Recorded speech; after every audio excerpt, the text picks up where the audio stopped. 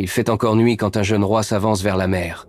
Le vent de Thrace gifle son visage, l'air sent le sel et le fer. Devant lui, une étendue d'eau froide que les Grecs appellent l'Hellespont. Derrière lui, un petit royaume montagneux, longtemps méprisé par ses voisins. Ce roi s'appelle Alexandre. Il a à peine 20 ans, et pourtant il marche déjà comme si le monde lui appartenait. Cette nuit-là, il ne traverse pas seulement un détroit. Il franchit une frontière invisible, celle qui sépare les hommes ordinaires de ceux dont on se souvient pour toujours. En face, à l'est, s'étend la Perse.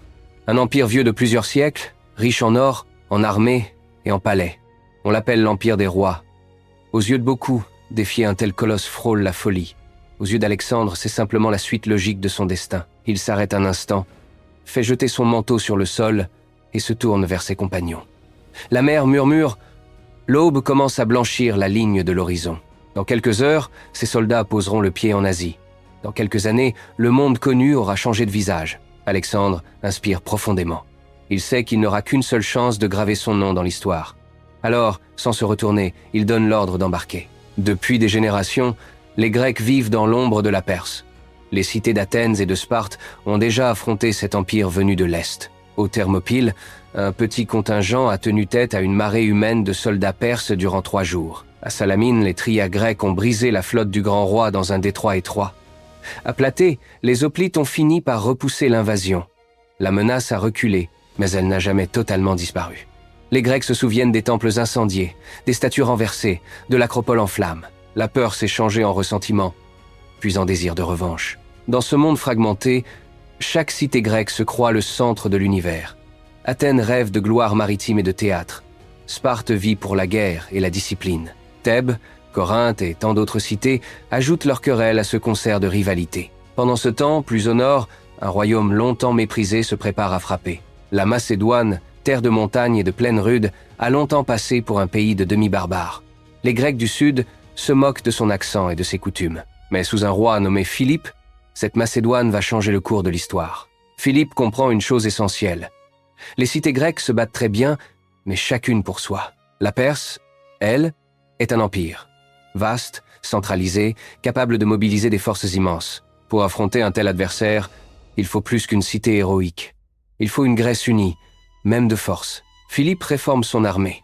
Il équipe ses soldats d'une longue lance, la sarisse, bien plus longue que celle des autres Grecs. Ces phalangistes se rangent en ligne serrée, leurs piques visant le ciel puis s'abaissant comme les dents d'un monstre. Vue de loin, la phalange macédonienne ressemble à un hérisson d'acier qui avance lentement, inexorablement. À Chéronée, Philippe affronte une alliance d'Athènes et de Thèbes. Dans la poussière du champ de bataille, les vieilles gloires de la Grèce classique vacillent. La phalange macédonienne brise les lignes plitiques. Le jeune Alexandre, encore adolescent, commande déjà une aile de cavalerie et perce la ligne sacrée de Thèbes. Ce jour-là, le monde comprend que quelque chose a changé.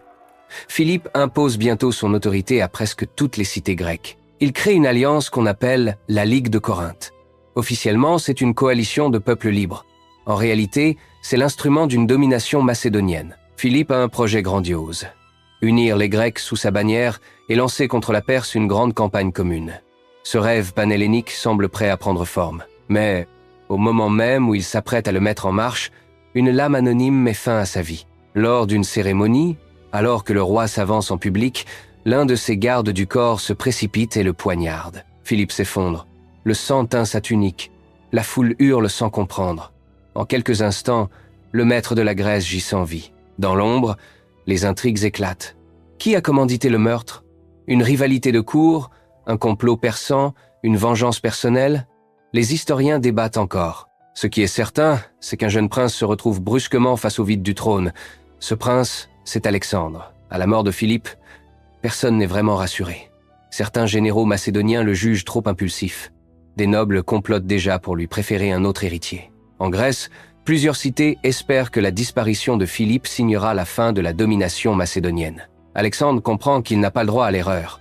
Pour garder sa couronne, il doit frapper vite, fort, sans hésitation. Il écarte d'abord, sans pitié, les prétendants possibles au trône. Ces décisions sont dures, parfois cruelles, mais elles montrent une chose. Le jeune roi ne tremble pas. Les cités grecques, elles, observent la situation avec attention. À Thèbes, on se convainc que l'heure de la révolte est venue. Après tout, un jeune roi inexpérimenté leur fait face. Les Macédoniens sont dispersés, occupés par des troubles internes. La ville prend les armes. espérant rallier le reste de la Grèce dans un soulèvement général. Alexandre réagit avec une rapidité qui stupéfie ses contemporains. Il descend vers le sud avec une armée qui marche jour et nuit. Les Thébains n'en croient pas leurs yeux en le voyant déjà sous leurs murs. Le siège est bref. Quand la ville tombe, Alexandre fait un choix terrible. Thèbes est détruite, ses maisons rasées, une grande partie de sa population vendue en esclavage. Seuls les temples et la maison du poète Pindare sont épargnés, comme un signe offert à la mémoire des dieux et des arts. Le message est brutal, mais limpide. À toute la Grèce, Alexandre annonce ainsi que la Macédoine ne faiblira pas. Quiconque se soulèvera sera brisé. Athènes, effrayée, renonce à la révolte. La Grèce, une fois de plus, plie le genou. Alexandre peut désormais se tourner vers le rêve inachevé de son père, porter la guerre sur les terres du grand roi. Au printemps, les navires macédoniens et grecs prennent la mer en direction de l'Asie mineure. L'armée d'Alexandre n'est pas immense, mais elle est soudée, entraînée, commandée par des vétérans. L'infanterie lourde, armée de saris, forme le cœur de son dispositif. À ses côtés se tiennent les hypaspistes, fantassins d'élite plus mobiles, prêts à protéger les flancs. Autour de ce noyau, des contingents grecs alliés ou mercenaires, des troupes légères de Thrace, d'Illyrie ou d'Agriane, spécialistes des javelots, des frondes et des arcs. La véritable arme secrète d'Alexandre, c'est sa cavalerie des compagnons. Des nobles macédoniens cuirassés, armés de longues lances et d'épées, habitués à charger à ses côtés. Le roi lui-même mène l'escadron royal. En bataille, il n'est pas un souverain lointain, mais un chef qui se jette au cœur du danger. Les Perses ne restent pas inactifs. Les satrapes d'Asie mineure rassemblent leurs troupes près d'une rivière nommée le Granique. Leur plan semble simple. Attendre les Grecs derrière le cours d'eau, utiliser la cavalerie en masse, profiter de la position pour repousser l'ennemi. Quand Alexandre arrive en vue de la rivière, certains de ses officiers lui conseillent la prudence. La pente est raide, le courant trouble, les berges sont occupées par des cavaliers perses prêts à fondre sur ceux qui oseraient traverser. Attendre le lendemain, chercher un meilleur passage, paraît raisonnable. Mais la prudence n'est pas ce qui définit Alexandre. Il sait que chaque heure gagnée peut lui offrir l'effet de surprise. Il sait aussi que ses hommes le suivent parce qu'il ose ce que d'autres n'osent pas. Il donne donc l'ordre qui semble fou. Traverser immédiatement, attaquer sans attendre. Les premiers cavaliers macédoniens s'engagent dans l'eau glacée. Les chevaux trébuchent dans le lit de la rivière, les javelots perses pleuvent, les flèches sifflent. Ceux qui parviennent à atteindre l'autre rive se heurtent aussitôt à la cavalerie ennemie. La bataille devient un chaos de sabots, de cris et de métal. Alexandre lui-même mène l'aile droite. On le voit, casque brillant, lance abaissée, se jeter dans la mêlée. À un instant, un noble perse s'abat sur lui et son épée s'abat sur la tête du roi. Le coup brise une partie de son casque et manque de peu de lui fendre le crâne. Un autre adversaire lève déjà sa lame pour l'achever. Un compagnon macédonien intervient et lui coupe le bras avant qu'il ne frappe. Au milieu de ce tumulte, les soldats d'Alexandre gagnent ce dont ils avaient besoin. Du temps. La phalange a commencé à traverser à son tour. Bientôt, un mur de piques émerge de la brume de la rivière et se referme sur les cavaliers perses. Les satrapes comprennent que la situation leur échappe. Leurs mercenaires grecs, tenus en réserve et tenus à distance, n'ont pas le temps d'entrer en action. L'audace d'Alexandre a payé. Le Granique devient leur tombeau. Cette première victoire ouvre à Alexandre les portes de l'Asie mineure. Les cités grecques d'Ionie, longtemps dominées par la Perse, changent de camp. Certaines se rendent, d'autres sont prises d'assaut, mais partout l'équilibre du pouvoir bascule. Là où beaucoup se contenteraient de ses succès, Alexandre voit un simple début. Il ne veut pas seulement libérer les Grecs d'Asie, il veut abattre l'empire des Perses, jusqu'à son cœur. Mais l'empire n'est pas mort. Le roi Darius, successeur des grands souverains achéménides, rassemble une armée gigantesque. Le choc ne tardera pas. Avant cela, Alexandre consolide sa position. Il s'empare de villes côtières, prive l'ennemi de port, affaiblit la flotte perse sans combattre en mer. Puis il se dirige vers l'intérieur des terres. Un jour, on lui présente un objet étrange dans la ville de Gordion. Un chariot ancien, attaché par un nœud si compliqué qu'aucun homme n'a jamais réussi à le défaire. La tradition affirme que celui qui dénouera ce nœud deviendra maître de l'Asie. Alexandre contemple ce défi silencieux. Les prêtres et les notables retiennent leur souffle. Défaire patiemment les cordes, prouver sa ruse, serait la voie la plus évidente. Selon la légende, il choisit une autre solution. Il tire son épée, d'un geste net tranche le nœud et déclare que peu importe la manière, pourvu que le nœud soit défait. Ce geste, qu'il ait eu lieu exactement ainsi ou non, résume sa manière de régner. Là où d'autres hésitent, il tranche. Peu après, la grande confrontation se prépare.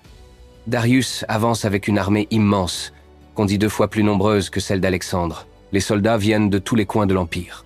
Des cavaliers de la steppe, des archers d'Orient, des mercenaires grecs, des gardes d'élite que l'on appelle les Immortels. Les deux armées finissent par se faire face près d'une petite ville nommée Issos, coincée entre la mer et les montagnes. Le terrain est étroit, défavorable au grand déploiement de cavalerie. L'avantage du nombre change de camp. Une armée plus petite, mais mieux organisée, peut y survivre. Lorsque la bataille commence, les Macédoniens sont bousculés au centre. Les mercenaires grecs au service de Darius se battent avec un acharnement féroce. La phalange vacille, ses lignes se distendent, Alexandre voit le danger. Si le centre cède, tout se brise. Il se tourne alors vers ses compagnons, rassemble ce qui lui reste de cavalerie et se jette, non sur l'ennemi le plus proche, mais droit vers l'endroit où se trouve le roi des rois. Au milieu de la poussière et des cris, la silhouette du char royal persan devient visible. Les chevaux hennissent, les gardes se pressent autour de leur maître. Voir un roi en danger change souvent le cours d'une bataille. Darius voit fondre sur lui la charge des compagnons. Il comprend que sa propre vie est menacée. Les traditions racontent qu'il choisit de fuir. Son char se retourne, son escorte tente de suivre, la cohésion de l'armée se délite. La panique, chez les soldats, est contagieuse. La nouvelle de la fuite du roi se répand comme une flamme dans un champ sec. Les rangs se disloquent. Les hommes jettent leurs armes, tentent d'atteindre les montagnes ou la mer. Ce qui était une bataille devient un massacre. À Issos, Alexandre remporte une victoire retentissante. La mère, la femme et les filles de Darius tombent entre ses mains. Il les traite avec honneur, choisissant la clémence plutôt que l'humiliation. Ce geste lui attire autant de respect que ses victoires. Pour la première fois, l'idée que la Perse puisse vraiment tomber commence à paraître crédible. Après Issos, Alexandre se tourne vers la côte levantine. Il doit briser la puissance navale perse, couper l'empire de la mer. La plupart des cités se rendent, mais une ville refuse obstinément d'ouvrir ses portes. Une île forteresse dressée sur la mer comme un défi. Son nom est Tyr. Tyr possède des murailles qui plongent directement dans les flots. Ses habitants sont des marins aguerris, des marchands riches, des alliés précieux pour la Perse. Si Alexandre laisse cette place forte intacte dans son dos, il prend un risque mortel.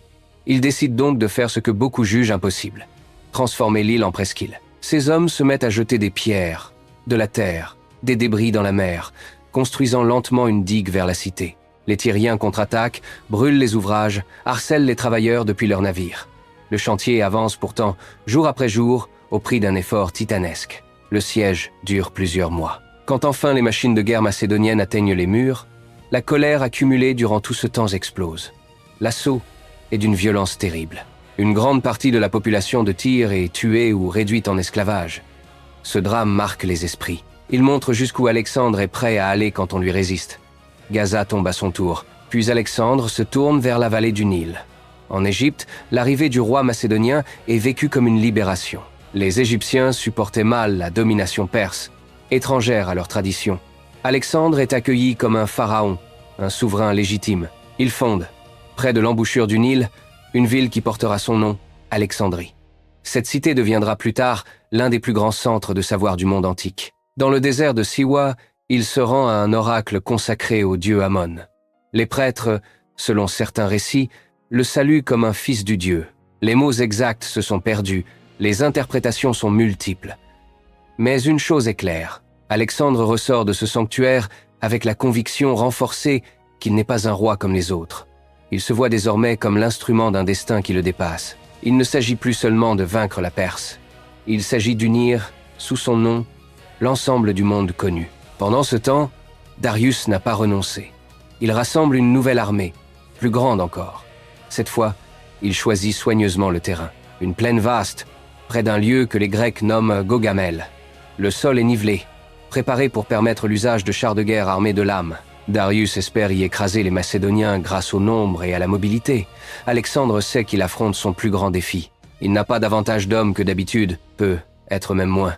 Mais il a une armée soudée par des années de campagne victorieuse. Et surtout, il a l'habitude de choisir le moment où il frappe. La nuit qui précède la bataille, on raconte que Darius ne dort pas, occupé par des sacrifices et des consultations. Alexandre, lui, trouve le sommeil, ce qui impressionne ses officiers. Au matin, les deux armées se font face. Les Perses alignent des cavaliers de toute l'Asie, des fantassins aux armes variées, des chars, et même quelques éléphants venus d'Inde. Leur ligne s'étend largement, cherchant à envelopper les Macédoniens. Alexandre place sa phalange au centre, sa cavalerie des compagnons sur la droite, la cavalerie grecque et Thrace sur la gauche, sous le commandement de Parménion. Il sait que son centre tiendra si les flancs ne s'effondrent pas. Mais il sait aussi que, pour gagner, il ne peut pas se contenter de subir le choc. Il lui faut, une fois encore, frapper là où le roi ennemi se trouve. Au début, Alexandre fait avancer son aile droite en oblique, comme s'il cherchait à contourner l'adversaire. Les Perses, inquiets, étirent leur propre ligne pour ne pas se laisser déborder. En s'étendant ainsi, ils affaiblissent leur centre. Lorsque le piège se referme, Alexandre saisit l'instant. Tandis que la phalange engage frontalement l'ennemi, il lance les compagnons dans une charge oblique qui vise le cœur du dispositif perse. Les chars, censés semer la panique, sont déjoués par des fantassins qui s'ouvrent pour les laisser passer puis referment leurs rangs derrière eux. La cavalerie macédonienne, lancée comme une flèche, perce le point faible. Une fois de plus, le char de Darius se trouve menacé. Une fois de plus, le roi des rois choisit la fuite. Son départ brise définitivement le moral de ses troupes. Même si, sur certains points du champ de bataille, les Perses résistent encore, l'issue ne fait plus de doute. Gaugamel n'est pas seulement une victoire, c'est l'effondrement d'un monde. Après cette bataille, la route de Babylone, de Suse et de Persépolis est ouverte. Les grandes capitales de l'Empire achéménide tombent l'une après l'autre. À Babylone, Alexandre se présente comme un libérateur et respecte les cultes locaux.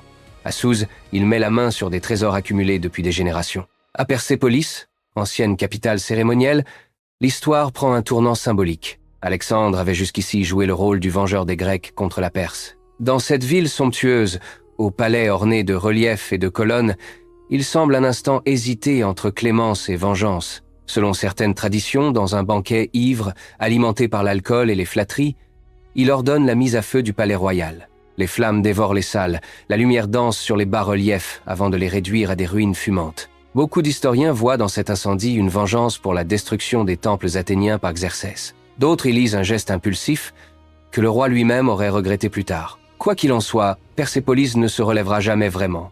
Un monde s'achève dans cette nuit d'incendie. Darius, lui, a fui vers l'est. Il espère rassembler encore des forces en Bactriane et en Sogdiane, mais ses propres satrapes finissent par le trahir. L'un d'eux, Bessos, le fait arrêter, puis assassiner lors de la retraite. Lorsque les hommes d'Alexandre retrouvent le corps du roi des rois, celui qui fut son ennemi principal n'est plus qu'un cadavre abandonné. Alexandre fait transporter sa dépouille avec respect pour la placer dans le tombeau royal. Le conquérant se présente désormais comme l'héritier légitime de Darius, non comme un simple envahisseur. Mais s'asseoir sur le trône de Perse ne lui suffit pas. Il veut ce que peu d'hommes ont osé même imaginer, aller jusqu'aux confins du monde. L'empire qu'Alexandre dirige maintenant n'est pas seulement vaste, il est fragile. Les peuples qui l'habitent ont leur langue, leurs coutumes, leurs élites. Certains acceptent le nouveau maître, d'autres se révoltent. Plutôt que de régner seulement comme un roi macédonien sur des sujets vaincus, Alexandre tente une expérience audacieuse. Il adopte certains habits perses, s'entoure de dignitaires locaux, maintient en place des satrapes qui lui jurent fidélité. Il rêve d'un empire mixte, où Grecs et Perses partageraient le pouvoir. Cette vision pourtant inquiète beaucoup de ses compagnons. Ils ont combattu pour imposer la supériorité macédonienne, pas pour adopter des coutumes qu'ils jugent efféminées. Lorsque le roi tente d'introduire la proskinèse, cette pratique persane qui consiste à se prosterner devant le souverain, la colère gronde. Pour un Grec, se prosterner ainsi n'est acceptable que devant un dieu. Les tensions montent. Au cours d'un banquet, dans une ville que les Grecs appellent Maracande, un drame éclate. Cléto, un officier qui avait autrefois sauvé la vie d'Alexandre au Granique, ose critiquer la conduite du roi. L'alcool coule, les voix s'échauffent, les reproches et les souvenirs de Philippe s'invitent dans la dispute. Dans un accès de rage, Alexandre saisit une lance et frappe Kleitos à mort. Le lendemain, il est accablé de remords, mais le geste ne peut plus être effacé. Pour beaucoup, c'est le signe que le roi est en train de se perdre, emporté par sa propre légende. Malgré ces fractures, la marche vers l'est continue. Alexandre fonde de nouvelles villes, souvent baptisées Alexandrie, comme des balises de sa présence. Il affronte des résistances acharnées en Bactriane et en Sogdiane, menées par des chefs locaux que l'on compare parfois à des préfigurations de guérilla. Pour apaiser ces régions, il choisit aussi la voie du mariage. Selon la tradition, il tombe amoureux d'une noble bactrienne nommée Roxane. Leur union est à la fois un geste politique et un acte personnel. Elle symbolise le mélange des peuples qu'il veut encourager. Mais les soldats macédoniens, eux, rêvent d'autre chose. Ils veulent rentrer chez eux. Ils sont loin de leur foyer depuis des années. Ils ont vu mourir des camarades, traverser des déserts, escalader des montagnes, Et voilà que leur roi parle encore d'avancer, vers l'Inde. Le mot même d'Inde résonne comme une promesse et une menace. Pour les Grecs, ces terres, au-delà de l'Hindu-Kush, sont proches des frontières du monde. On y imagine des fleuves immenses, des éléphants de guerre, des royaumes mystérieux. Pour les atteindre, l'armée doit franchir des cols dangereux, affronter des peuples montagnards qui lancent des pierres et des javelots du haut des falaises. Chaque victoire coûte du temps, du sang, du courage. À Taxila, un roi local choisit de s'allier à Alexandre. Ensemble, ils se préparent à affronter un autre souverain, plus loin vers l'est, un prince nommé Poros. Cet homme règne sur un territoire au bord d'une grande rivière que les Grecs appellent l'Hydaspe. Le jour de la bataille, la pluie tombe sans répit. Le fleuve est gonflé, les rives sont boueuses. Poro aligne une armée renforcée par des éléphants de guerre. Ces animaux gigantesques, cuirassés, portent des tours d'où jaillissent des javelots et des flèches. Traverser le fleuve sous leurs yeux serait un suicide. Alexandre choisit la ruse. Il fait croire à des préparatifs de traverser à un endroit, puis à un autre, jusqu'à épuiser la vigilance de l'ennemi. Puis, par une nuit de tempête, il conduit une partie de son armée en amont, franchit le fleuve dans des conditions effroyables et surprend Poros au matin. La bataille est l'une des plus dures de sa carrière. Les chevaux macédoniens, terrifiés par les éléphants, hésitent, se cabrent, refusent parfois d'approcher. Les pachydermes, blessés, deviennent fous, piétinants, amis et ennemis. Le champ de bataille se transforme en une mêlée confuse où l'eau, la boue, le sang se mélangent. Pourtant, la discipline macédonienne finit par l'emporter. Poros, gravement blessé, est capturé. On raconte qu'Alexandre, impressionné par sa dignité, lui demande comment il souhaite être traité. Poros aurait répondu qu'il veut l'être en roi. Et Alexandre, admiratif, le laisse gouverner ses terres en vassal fidèle. Cette victoire donne aux conquérants le contrôle d'une large partie du Pendjab.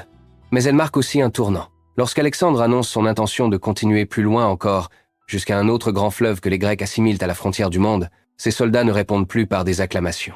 Ils restent silencieux. Ils regardent en arrière la longue route depuis la Macédoine. Ils imaginent les montagnes à retraverser, les batailles à venir, l'éloignement sans fin. Un jour, au bord de la rivière que l'on appelle Hyphaïs, ils refusent simplement d'avancer. Ce ne sont pas des lâches, ce sont des hommes au bout de leur force. Alexandre tente de les convaincre. Il parle de gloire, de monde à découvrir, de peuple à unir, mais cette fois, ces mots n'emportent plus la décision. Le roi comprend qu'il a atteint non les limites de la géographie, mais celles de l'endurance humaine. À contre-cœur, il fait demi-tour. Il érige des autels pour marquer l'endroit où son ambition a buté sur la volonté de ses propres hommes. La route du retour sera tout sauf triomphale. En descendant vers la mer, Alexandre affronte encore des peuples hostiles, dont les Maliens, auprès desquels il est grièvement blessé à la poitrine lors d'un assaut. On le croit un moment mort. L'idée que le roi puisse disparaître si loin de chez lui glace son armée. Lorsqu'il reparaît, convalescent mais vivant, c'est presque comme une résurrection.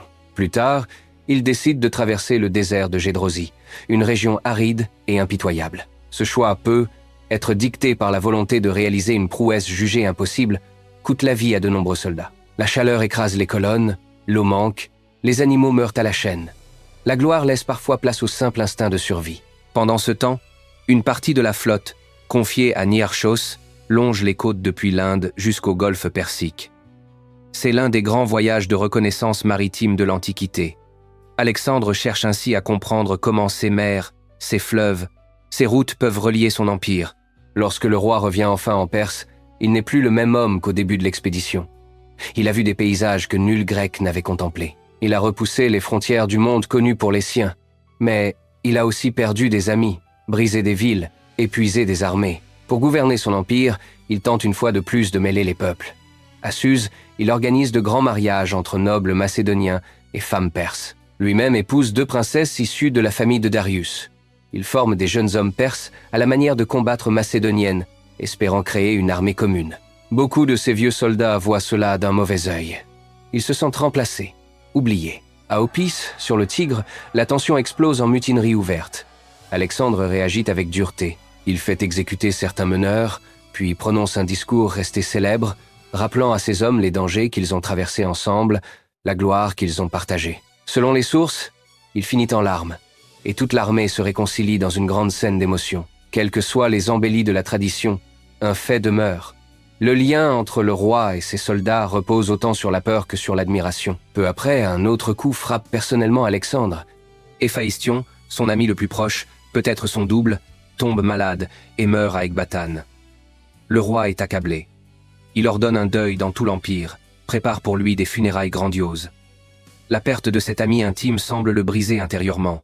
Pourtant, même dans le chagrin, Alexandre pense encore à l'avenir. À Babylone, il prépare de nouveaux projets. Une grande campagne contre l'Arabie. Peut-être, au-delà, d'autres horizons encore.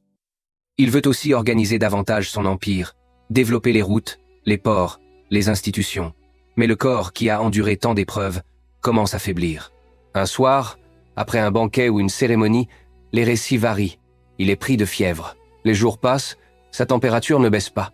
Ses officiers défilent devant lui alors qu'il ne peut plus parler. Il cherche à savoir à qui il lègue son empire. La tradition rapporte qu'il aurait répondu que le royaume reviendrait au plus fort. Bientôt, le roi qui n'avait jamais été vaincu au combat s'éteint à Babylone. Il n'a pas 33 ans. La cause exacte de sa mort demeure un mystère. Les hypothèses vont de la malaria à une infection, en passant par un possible empoisonnement. Les historiens, faute de preuves décisives, ne tranchent pas. Ce que l'on sait, en revanche, ce sont les conséquences. Un empire immense se retrouve sans héritier clairement désigné, ou du moins sans héritier capable de gouverner. Roxane est enceinte, mais l'enfant qui naîtra ne sera qu'un roi fantoche, pris dans les luttes de pouvoir. Les généraux d'Alexandre, ses compagnons d'armes de la première heure, se partagent les provinces. Très vite, ils cessent de parler d'unité et se font la guerre. Ce sont les guerres des Diadoques, les successeurs. Roxane et le fils d'Alexandre seront assassinés au milieu de ces luttes. Le corps du roi, destiné à retourner en Macédoine, est détourné vers l'Égypte. Il aurait été déposé à Alexandrie, dans un somptueux tombeau aujourd'hui disparu. Sa localisation exacte demeure l'un des grands mystères archéologiques du monde antique. L'œuvre d'Alexandre le Grand est à la fois grandiose et fragile. Son empire n'a pas survécu en tant qu'unité politique. Pourtant, il a changé durablement le visage du monde méditerranéen et oriental. Dans les royaumes issus de son héritage, des dynasties grecques règnent sur des populations mêlées. Les idées, les langues, les arts circulent. Des villes comme Alexandrie deviennent des carrefours où l'on croise philosophes grecs, prêtres égyptiens, savants orientaux. Les dieux eux-mêmes se transforment, se mélangent, se répondent. C'est ce que l'on appelle l'époque hellénistique. Une période où le grec devient la langue commune d'une grande partie du Proche-Orient, où les mathématiques, l'astronomie, la géographie connaissent de nouveaux essors, où des penseurs réfléchissent au destin, à la fortune, à la place de l'homme dans un cosmos plus vaste qu'on ne l'imaginait jusque-là. Des siècles plus tard, une autre puissance, venue de l'Ouest, prendra le relais. Rome absorbera peu à peu les royaumes hérités d'Alexandre, mais elle héritera aussi de ce monde déjà unifié par la langue grecque et les échanges. Ainsi, même si son empire s'est brisé, la trace du jeune roi macédonien a survécu. Dans les ruines de ses villes, dans les routes qu'il a ouvertes, dans les récits qu'on raconte encore aujourd'hui. Alexandre le Grand incarne la face lumineuse et la face sombre de la conquête. Il a libéré des peuples, mais aussi détruit des cités. Il a uni des cultures, mais au prix de vies innombrables. Il a voulu aller jusqu'au bout du monde, mais c'est lui qui, le premier, a découvert que les limites les plus dures ne sont pas celles des cartes. Ce sont celles des corps, des cœurs, des peuples qui l'entourent. Lorsque l'on ferme les yeux, on peut encore l'imaginer, debout sur le rivage de l'Hellespont, le vent dans ses cheveux, le regard tourné vers l'est. Derrière lui, un petit royaume. Devant lui, un empire à inventer. Entre les deux, une mer qu'il choisit de traverser. Ce jour-là, un homme a décidé que sa vie ne serait pas une simple ligne dans un registre royal. Il a voulu qu'elle devienne une légende. À nous désormais de contempler cette légende avec lucidité, de voir, derrière l'éclat de la gloire, la complexité d'un destin qui a façonné notre histoire. Il ne reste plus que le bruit du vent sur les ruines et le pas des siècles qui avancent. Son nom était Alexandre, mais pour l'éternité, il restera Alexandre le Grand.